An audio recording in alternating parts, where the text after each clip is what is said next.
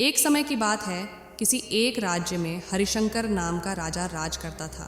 उस राजा के 3 बेटे थे।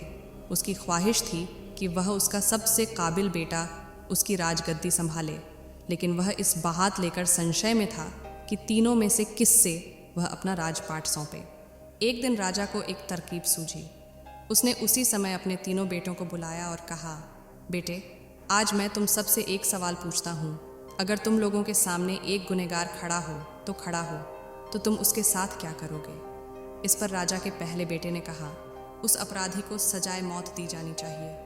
वहीं दूसरे बेटे ने कहा, गुनहगार को काल कोठरी में बांध देना चाहिए। जबकि तीसरे बेटे ने कहा, पिताजी, हमें उसे सज़ा देने से पहले इस बात की जांच करनी चाहिए कि उसने सही में अपराध किया है या नहीं। इस पर राजा के तीसरे बेटे ने सभी को एक कहानी सुनाई। एक राजा था जिसके पास एक बुद्धिमान तोता था। एक बार उस तोता ने महाराज से कहा, मुझे अपने माता और पिताजी के पास जाना है। राजा ने उसकी बात नहीं मानी, लेकिन तोता ने हार नहीं मानी। वह लगातार महाराज से जिद करने लगा कि मुझे माता पिता के पास जाने दें। अंत में राजा ने तोता की बात मान ली और कहा, ठीक है, तुम अपने माता पिता से मिलकर आओ, लेकिन वहाँ ज़्यादा दिन नहीं रुकना। राजा ने तोता को केवल 5 दिन की अनुमति दी और कहा, तुम 5 दिन में अपने परिवार वालों से मिलकर लौट आना। इसके बाद तोता 5 दिन के लिए अपने माता पिता के पास चला गया। छठे दिन जब वह राजा के पास लौट रहा था तो उसने सोचा कि क्यों न वह महाराज के लिए कुछ उपहार ले लिया जाए। फिर वह पर्वत की ओर निकल पड़ा। दरअसल वह महाराज के लिए अमृत फल लेना चाहता था। वहाँ पहुँचते पहुँचते रात हो गई। तोता ने पर्वत पर पहुँचकर फल तो ले लिया, लेकिन रात हो जाने के कारण वह आगे नहीं बढ़ा और वहीं रुक गया।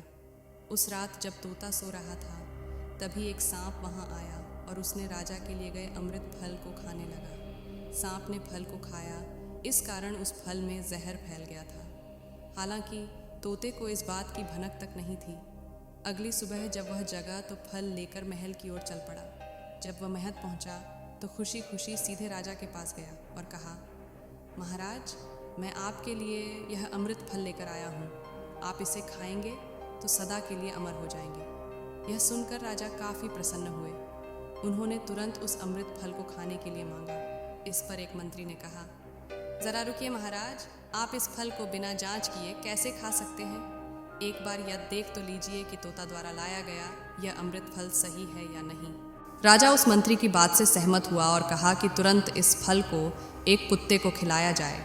राजा का आदेश पाकर सैनिक ने फल का एक टुकड़ा कुत्ते को खिलाया। फल खाते ही कुत्ते की मौत हो गई। यह देख राजा गुस्से से आग बबूला हो गया। उसने क्रोध में आकर तलवार से तोता के सिर को काट दिया, साथ ही फल को फेंकवा दिया। कुछ साल बाद ठीक उसी स्थान पर एक पौधा निकल आया। यह देख राजा को लगा कि यह उसी जहरीले फल का पौधा है। उसने सभी को आदेश दिया कि उस पेड़ का फल कोई नहीं खाएगा। कुछ दिन बाद एक वृद्ध व्यक्ति उस पेड़ के नीचे आराम करने के लिए रुका। उसे भूख भी काफ़ी ज़ोर से लगी थी। उसने उसी पेड़ से फल तोड़ा और खाने लगा। फल खाने के बाद वह बूढ़ा व्यक्ति एकदम से जवान हो गया। राज ने जब यह देखा तो वह आश्चर्यचकित रह गया। उसे समझ आ गया कि वह फल जहरीला नहीं था। उससे बहुत बड़ी गलती हो गई। उसने बिना सच्चाई जाने तोता को मार दिया। इसे लेकर उसे काफ़ी पछतावा भी हुआ। इसके लिए वह मन ही मन खुद को कोसने लगा। इधर तीसरे राजकुमार की कहानी खत्म होने के बाद राजा हरिशंकर ने उसे ही अपना उत्तराधिकारी नियुक्त किया।